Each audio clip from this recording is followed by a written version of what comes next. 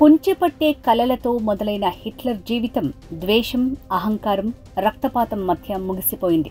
బంకర్లో తుపాకీ శబ్దంతో అతని కథ ఆగిపోయినా చరిత్ర మాత్రం అతన్ని నాయకుడిగా కాదు, క్రూరుడిగా గుర్తుపెట్టుకుంది. లక్షలాది నిరపరాధుల ప్రాణాలను పాశవికంగా బలి తీసుకున్న హిట్లర్ చాలా వింత అలవాట్లు, వ్యసనాలతో నిండిన నియంత. చిన్నప్పుడు హిట్లర్ పెయింటింగ్, ఆర్ట్లో కెరీర్ ప్రారంభించాలని అనుకున్నాడు. కానీ ఆర్ట్ కాలేజీకి 2 సార్లు అప్లై చేసుకున్నా రిజెక్ట్ అయ్యాడు. తను ఎక్కువగా వెజిటేరియన్ ఫుడ్ మాత్రమే తినేవాడు. మనుషులపై ఎంత క్రూరంగా ఉన్నా కుక్కలంటే చాలా ఇష్టం. తన జర్మన్ షెఫర్డ్ బ్లొండీని బాగా ప్రేమించేవాడు. సిగరెట్ అంటే అస్సలు ఇష్టం ఉండేది కాదు. మద్యం కూడా చాలా తక్కువగా తాగేవాడు. జర్మన్ ప్రజల కారుగా ఫేమస్ అయిన వోక్స్ వ్యాగన్ బీటిల్ ఐడియా హిట్లర్దే. హిట్లర్కు తన డాక్టర్ రోజు శక్తి కోసం అంఫెటమిన్లు, ఓపియేట్లు, వింత ఇంజెక్షన్లు ఇచ్చేవాడు. మిస్టిక్ పవర్స్, జ్యోతిష్యం, తంత్రశక్తులపై హిట్లర్కి నమ్మకం ఉండేది.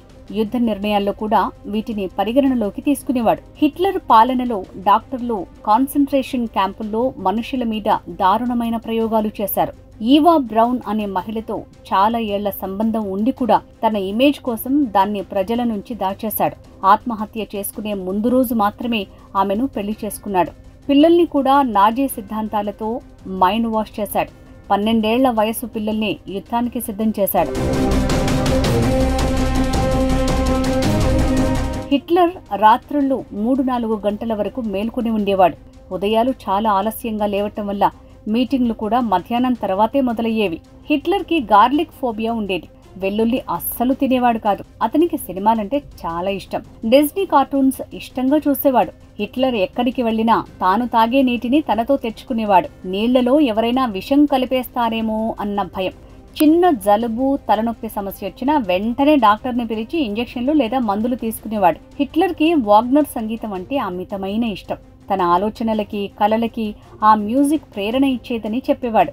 అబద్ధాలు చెప్పడం, ప్రాపగండ చేయటం, న్యూస్ని తారుమారు చేయించటం అతని పాలనలో రొటీన్.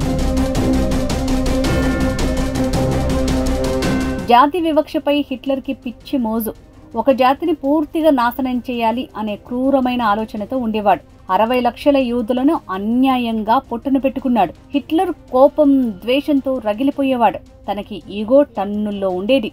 తాను చేసిన ప్లాన్ విఫలమైనా అంగీకరించేవాడు కాదు. చివరి వరకు ఫ్యాంటసీల్లోనే జీవించి బంకర్లో తన తుపాకీతో తానే కాల్చుకుని సూసైడ్ చేసుకున్నాడు. చరిత్రలో ఓ పీడకలగా మిగిలాడు.